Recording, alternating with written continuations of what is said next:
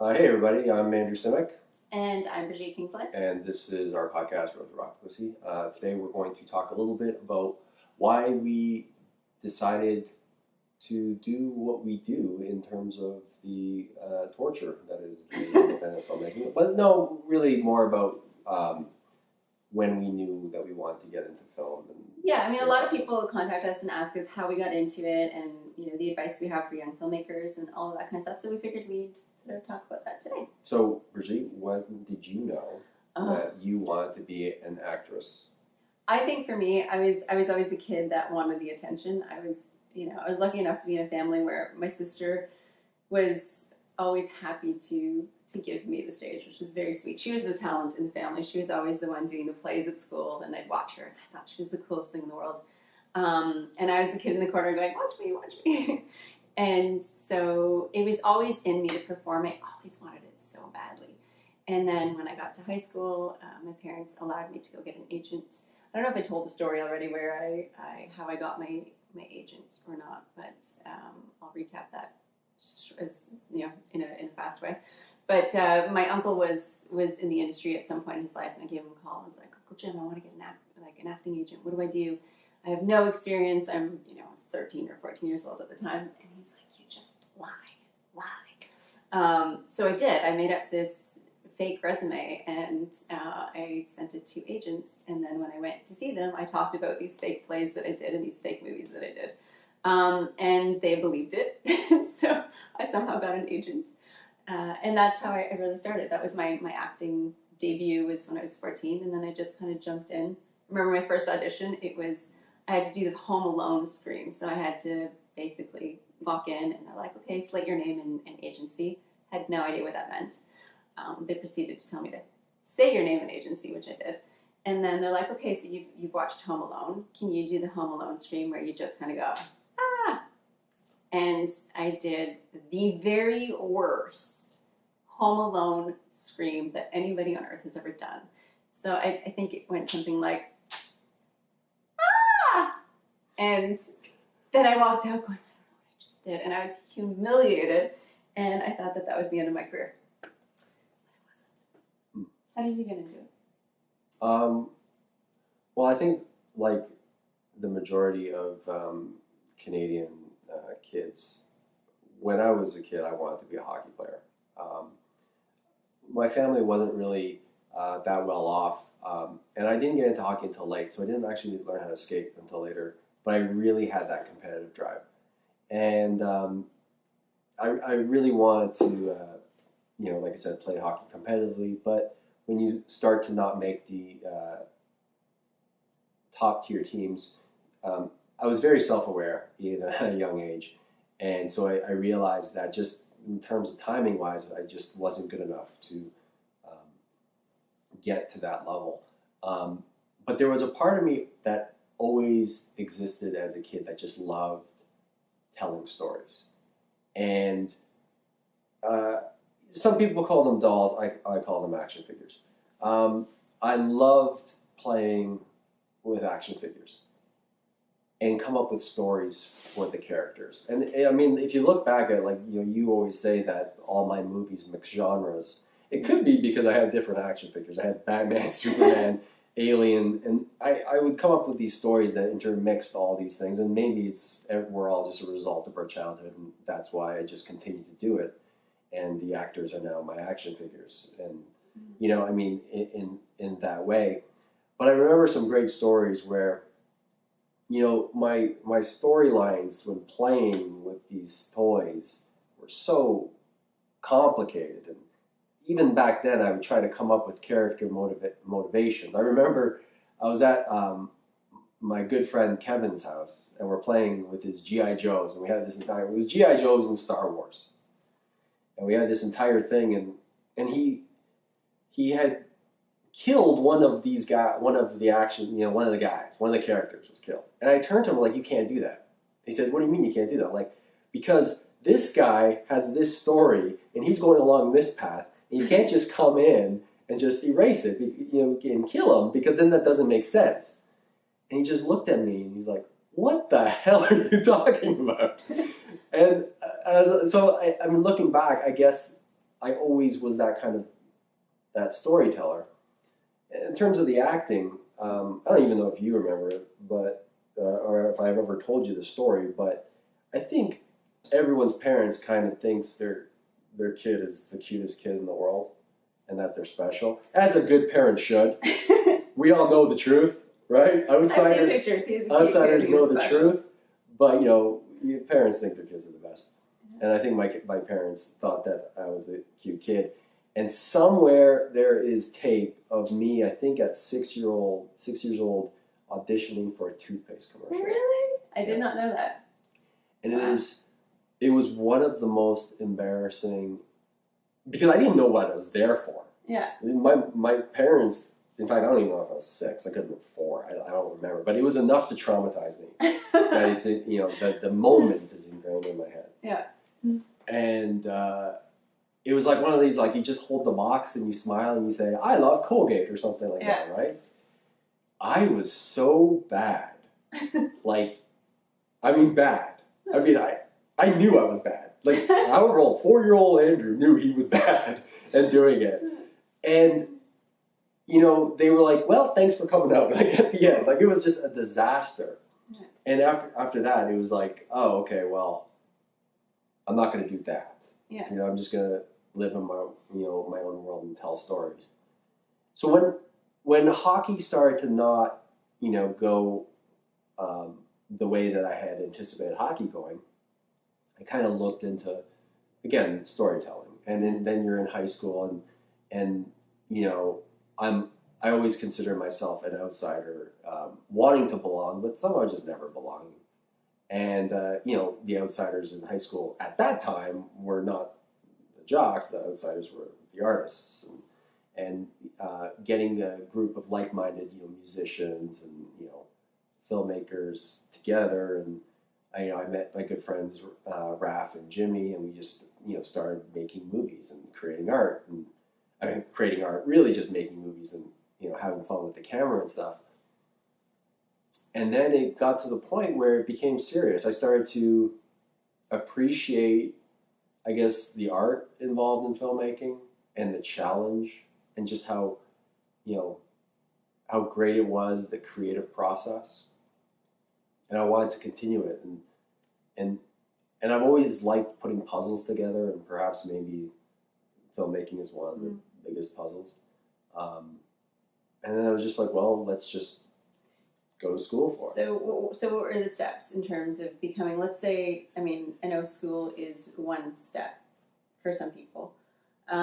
What were the steps that you took to become a director? Because a lot of people say, hey, you know what, I'm going to become a director by becoming a first AD or a second AD, third AD. I'm going to work my way up. And every time I hear somebody as like a third AD going, I'm going to work myself up to a first AD and then I'm going to become a director, I'm always like, there's no, that's not how it works. No, but right? to be totally honest, that's what I tried. Yeah. I tried to do that at first. Mm-hmm. What my first job in the industry was as a training assistant director. Mm-hmm.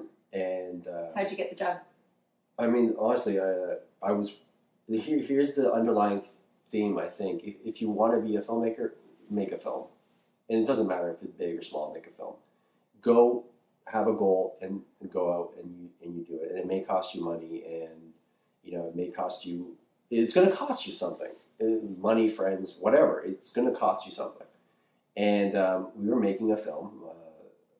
Raph, Jimmy, and myself, and I was in first year York University, and I was at a Canadian Tire, and we were trying to figure out how to make blood come out of a sink, because that's the movies we make.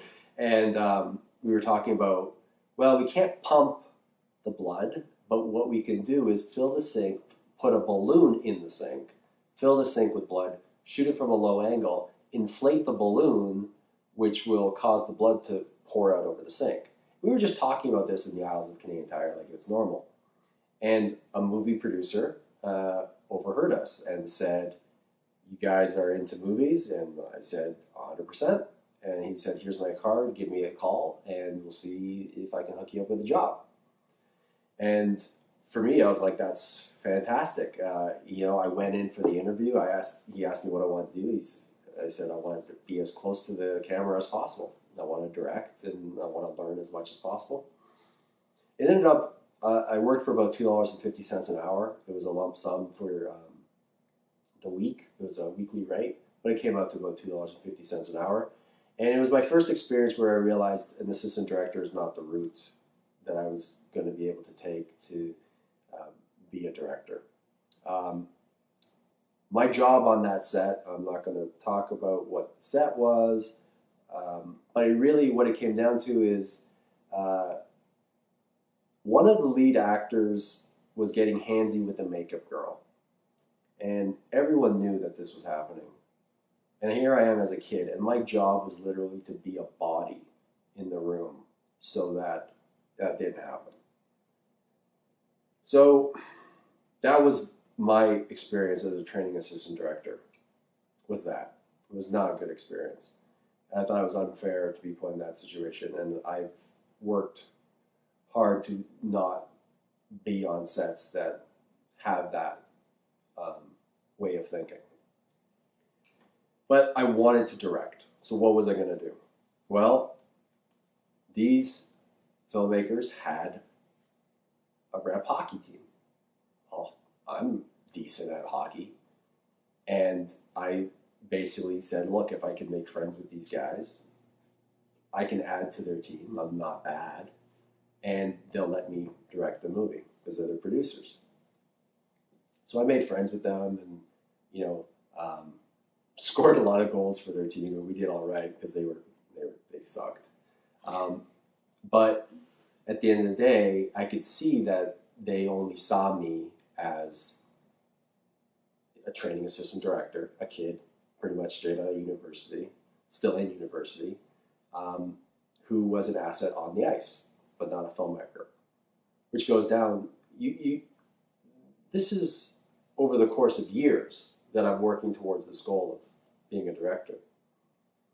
And at the same time, I'm going through the York University Film Program, where, I'm not sure if it's changed. When I was there, it wasn't really conducive to my type of filmmaking. I wanted to do Hollywood movies, Hollywood-style movies. I love Hollywood movies, Indiana Jones, Back to the Future. These are the movies I love. These are the movies I wanted to make. I loved horror movies. I loved musicals. I loved every genre. And the teachers, the profs at York University didn't really like that. They actually said, Andrew, no one wants to see your Hollywood crap here. And so I started to look elsewhere in terms of, well, no one's going to hold my hand and, make my movie for me.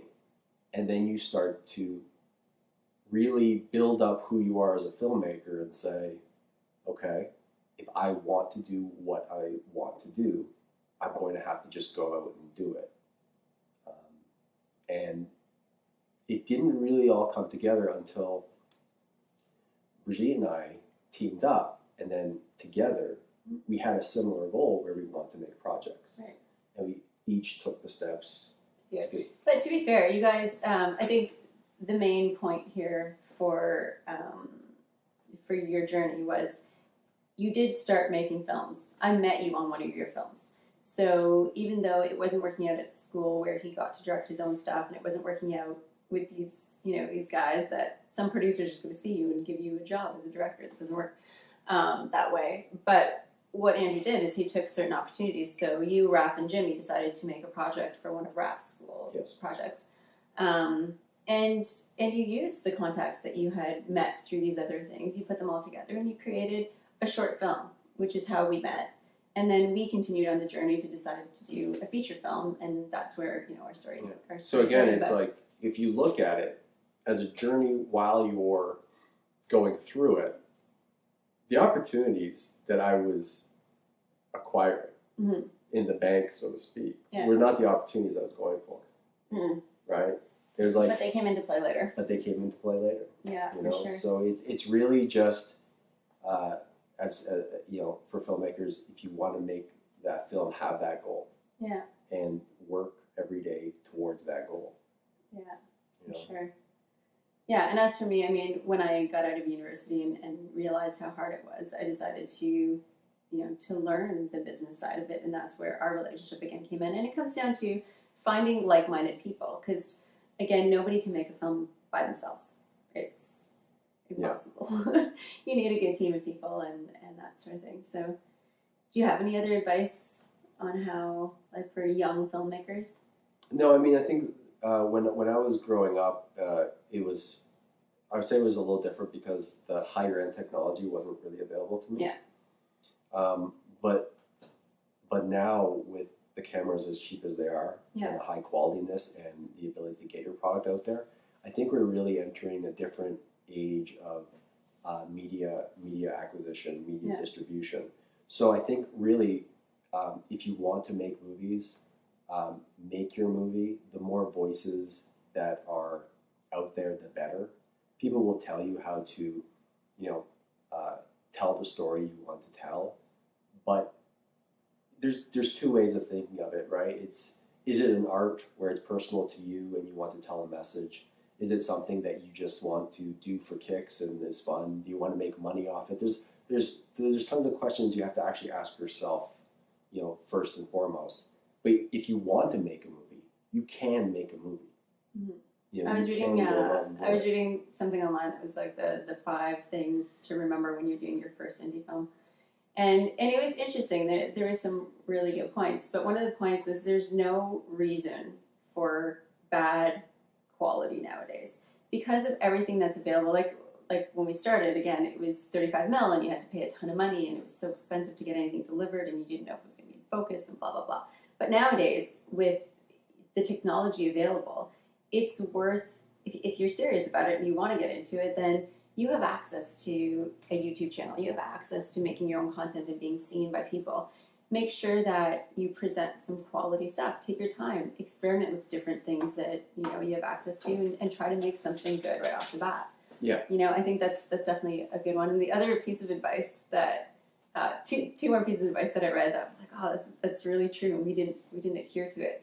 One of them was don't have too many people in your cast. Like, don't try to bite off more than you can chew, and don't try to do too many things. Like, I think back with Medium Raw, where it's like it was such a good script. It was so ambitious, but to try to execute the vision that was in Andrew's head on his first project, it was so hard. It was impossible. So many different great characters and these big action sequences and these stunt scenes and people being thrown through windows and being hung upside down and you're cutting limbs off of bodies. A whole underground basement that was flooded.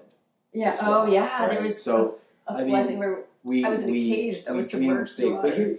And here's a legit question, because what draws a lot of people to filmmaking is the pursuit of the dream. Yeah. Pursuit of the creativity, right? Yeah. Of being able to create, what's in your head, right? Now, you have to ask yourself, is that enough? Is the pursuit enough, right? Because, I said it before, in filmmaking, it will cost you something. Whether it's money, time, friends, it's going to cost, it's not free to create art. Any artist would probably say that, musician, anything that you're creating something, it requires... Definitely costs you money. But the question then is, looking back, do you regret doing it, or will you regret not doing it? You regret not doing it. And that's the thing, right? Sure. So it's like, our dreams were massive for Medium Raw. Yeah. And it was just, you're right. It was too big. And to be fair, we were warned. We were working with an executive producer, and he's like, you have a lot of characters, you have a lot of, effects, you have a lot of fight scenes. Let's pare it down. And we were like, no. We're doing this. We're doing it. And you know what? It's like, if we had listened, would it have been a better movie, or it would have been a different movie? And we would have always felt as though it would have been a better movie had we seen our whole vision through. So I totally believe do what you want, figure it out on your own. But, you know, you only live once, for sure. maybe twice. So it's like, just have fun with it. Have fun with it, and you will regret not doing it. For sure. And we've had conversations through this career. I mean, we've been doing this for over a decade anyways. There's been years where we've talked about going in different directions and doing it safe, where it's like, maybe we get a desk job, or maybe we get a job in the industry where we work for corporations. We're both perfectly capable of, you know, of getting a great job and making some good, solid income. Well, I mean, the thing is that the level of stress in general on any person, creative or otherwise, in the higher ups in film is incredible. Yeah. It's hard to balance that where we try not to be stressed out, because really we've been through some tough times in real life, and making movies is you know, it's fun. It's a dream, right? And it always comes back to that, where it's like, we're lucky because we've had the opportunity to make projects that we love, and you know, and that's our job. I remember just recently this past year, so it was, you know, doing the 2 shoots, and then Josh, my director of photography, he was shooting a different project, and he's like, we're low on people, do you mind coming out and helping on set? And I was like, as what? And he's like, oh, just as a camera assist. And it was like, you know, maybe some directors would be like, no, that's, you know, I don't do that, I just do this. But I was like, yeah, sure, I love every part of filmmaking. And just going on set and not feeling the stress. Josh was stressed. You know, he was shooting the movie, but I was his assistant camera. And it's amazing how great and relaxing it can be. Oh, it's great. You know, it's just the reward is not there. You know, it's always a balance. So I guess filmmaking does cost you something, but it's worth it. Sometimes it'll cost you sanity. Yeah. Well, I would say that's a definite. Yeah. No, it's good. What are other questions? Okay, so we're going to wrap up this episode. I talked a lot this episode. I apologize. I'm so sorry. I rambled. I usually... He never talks. This is more than I've heard him talk all week. This I like is great. You guys. I was trying to connect. When I get lonely, I'm just going to put this episode on and listen to Andrew talk. It's going to be great. So anyways, before we go, I'm going to let you guys know that we are shooting our 2018 calendar. So this is our 2017 calendar. September. Hope you guys bought it. But we're having a great time. We're doing a lot of shoots right now, so that's pretty fun and exciting, and we'll keep you posted on that. We'll keep you posted on the new movies as they are ready to come out.